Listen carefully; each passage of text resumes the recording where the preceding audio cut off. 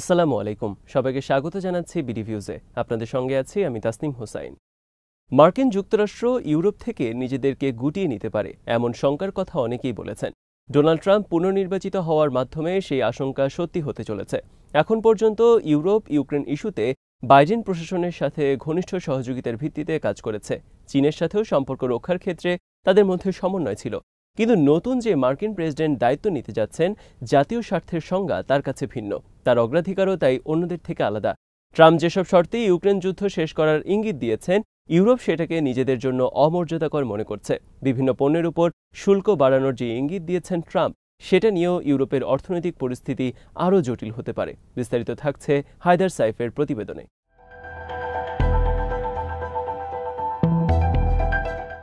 Moscow 2014 সালে ক্রিমিয়াকে রাশিয়ার অন্তর্ভুক্ত করেছে। ইউক্রেন আর রাশিয়ার মধ্যে পুরো মাত্রায় যুদ্ধ শুরু হয় 2022 সালে। ইউরোপ এর পরে বাধ্য হয়েই তাদের প্রতিরক্ষা ব্যয় এবং ইউক্রেনের জন্য সহায়তার মাত্রা বাড়িয়ে দিয়েছে।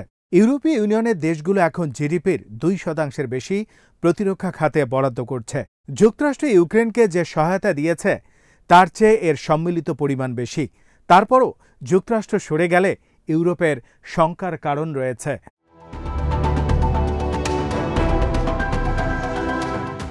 ইউরোপীয় কমিশন অর্থনৈতিক নিরাপত্তা ও উদ্ভাবনের দিকে যে মনোযোগ দিচ্ছে তার লক্ষ্য হল ঝুঁকি কমানো। ট্রাম্পের শুল্ক অস্ত্র ও চীনের প্রভাবের বিষয়টিও তাদেরকে ভাবনায় রেখেছে।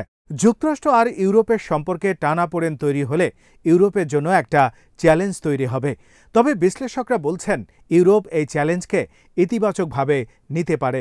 নতুন নেতৃত্ব তৈরি, জোটের শক্তি বাড়ানো এবং ওয়াশিংটনের সাথে অভিন্ন নিরাপত্তা স্বার্থ জোরদারের উপর তারা জোর দিতে পারে।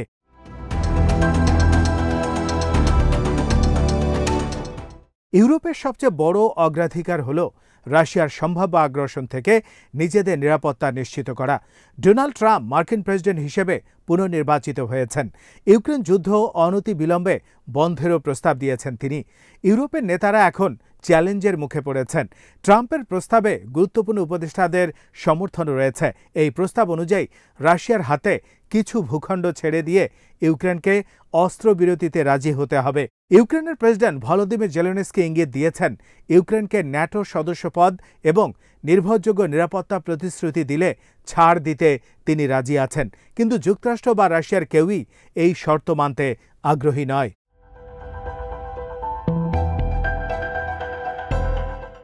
কিছু বিশ্লেষক বলছেন ইউক্রেনের সার্বভৌমত্বে ছাড় দিয়ে অস্ত্রবিরতির জন্য যুক্তরাষ্ট্র চাপ দিলে ইউরোপীয় দেশগুলো সেখানে বিরোধিতা করা উচিত।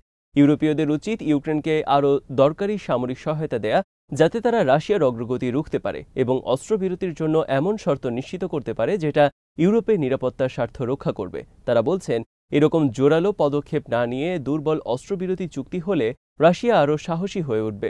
মনে রাখা দরকার, রাশিয়া এখন তার যুক্তরাষ্ট্র আর ইউরোপের সম্মিলিত উৎপাদনের চেয়েও দ্রুত গোলাবারুদ তৈরি করছে।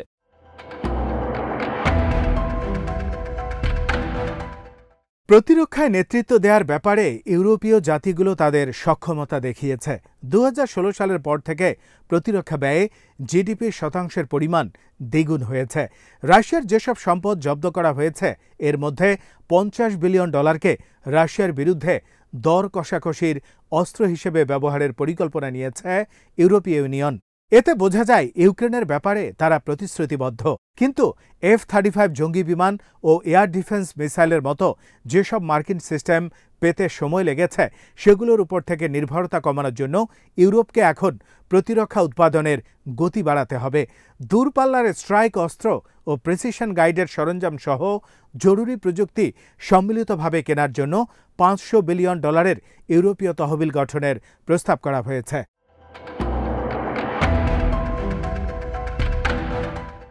যুক্তরাষ্ট্র যেসব নিরাপত্তা প্রতিশ্রুতি দিয়েছে, ট্রাম্প যদি সেগুলো কমিয়ে আনেন তাহলে সারা বিশ্বে অস্থিতিশীলতা তৈরি হতে পারে।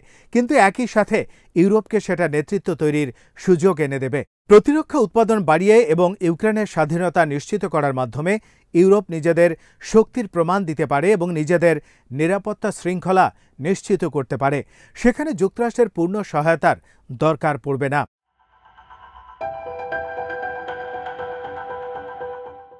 ডোনাল্ড ট্রাম্পের প্রেসিডেন্টের মেয়াদকালে বৈশ্বিক অর্থনৈতিক স্থিতিশীলতা হুমকির মুখে পড়তে পারে। প্রস্তাবিত মার্কিন শুল্কের কারণে বাণিজ্য কমে আসতে পারে এবং ইউরোপীয় শিল্প খাত সেখানে ক্ষতিগ্রস্ত হবে। এই সম্ভাব্য পরিস্থিতি মোকাবেলার জন্য বেইজিং এরই মধ্যে ব্যবস্থা নিয়েছে। তারা সুদের হার কমিয়ে এনেছে এবং মুদ্রার মান কমিয়েছে যাতে রপ্তানি বাড়ানো যায়। ইউরোপকে এখানে যুক্তরাষ্ট্রের অসংলগ্ন নীতি এবং চীনের তৎপরতার মধ্যে ভারসাম্য রক্ষা করতে হবে।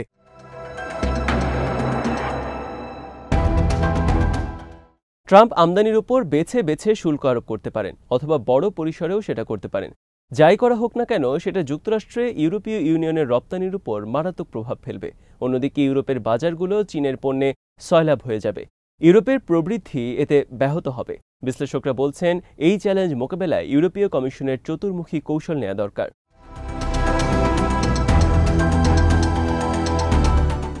যুক্তরাষ্ট্রের সাথে ইউরোপ দর কষাকষির পথে যেতে পারে, যাতে ওয়াশিংটন প্রাকৃতিক গ্যাসের আমদানি বাড়ায়, বাণিজ্য বাধা কমিয়ে আনে এবং প্রযুক্তির মতো গুরুত্বপূর্ণ খাতগুলোকে রেগুলেটরি স্বায়ত্তশাসন বজায় রাখে। ইউরোপীয় ইউনিয়নকে প্রয়োজনে পাল্টা জবাব দিতে পারে। তাদেরকে হয়তো সুনির্দিষ্ট পণ্যে শুল্ক আরোপ করতে হবে, যাতে শুল্ক যুদ্ধে নিজেদের হাতেও লড়াইয়ের কিছু পুঁজি থাকে।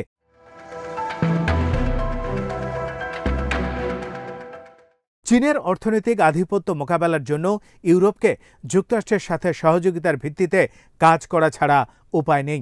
অর্থনীতিতে ভারসাম্য আনতে এবং গুরুত্বপূর্ণ পণ্যের জন্য চীনের উপর থেকে নির্ভরতা কমাতে হবে।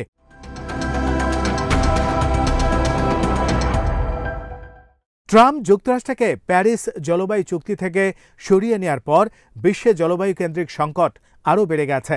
2024 সালে প্রেসিডেন্ট প্রার্থী হিসেবে ট্রাম্প বলেছিলেন, তথাকথিত সবুজ এজেন্ডা নিয়ে তার কোনো আগ্রহ নেই। তেল ও গ্যাসের জন্য খননের উপর যে নিষেধাজ্ঞা, সেটা তুলে নেওয়ারও ইঙ্গিত দিয়েছিলেন তিনি।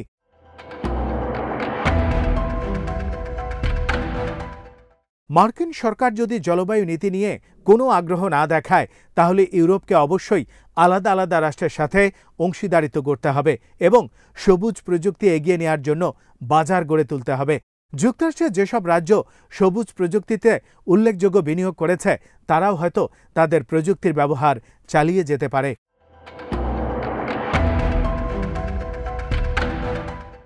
দু সালে ট্রাম্প যখন প্রথমবার বিজয়ী হন, তখন ইউরোপে জনপ্রিয় সরকারগুলোর জনপ্রিয়তা কম ছিল। ব্রেক্সিটের অর্থনৈতিক প্রভাব ইউরোপীয় ইউনিয়নের সদস্য রাষ্ট্রগুলোকে ঐক্যবদ্ধ করছিল। ট্রাম্প যখন দ্বিতীয়বার বিজয়ী হয়ে আসলেন, তখন অস্ট্রিয়া, জার্মানি ও ইটালির মতো দেশগুলোতে অতি ডানপন্থী উগ্র জাতীয়তাবাদী দলগুলোর পুনরুত্থান ঘটছে। এই উত্থানের কারণে অভিবাসন, নিরাপত্তা ও বাজেটের মতো জাতীয়তাবাদী এজেন্ডাগুলো সামনে এসেছে, যেগুলো ইউরোপীয় ইউনিয়নের ঐক্যকে হুমকিতে ঠেলে দিচ্ছে।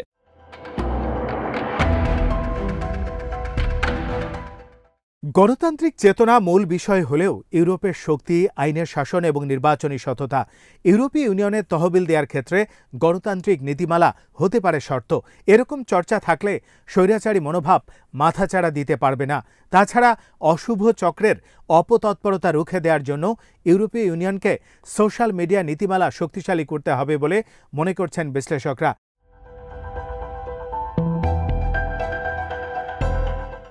অনেকেরই আশঙ্কা, আগামী 4 বছর ইউরোপীয় ইউনিয়ন আর যুক্তরাষ্ট্রকে একটা টানাপোড়েনের ভেতর দিয়ে যেতে হবে। এই টানাপোড়েনের কেন্দ্রে থাকবে প্রতিরক্ষা আর নিরাপত্তা ইস্যু। ইউরোপকে এখন যুক্তরাষ্ট্রকে বাদ দিয়ে চলার জন্য প্রস্তুতি নিতে হচ্ছে।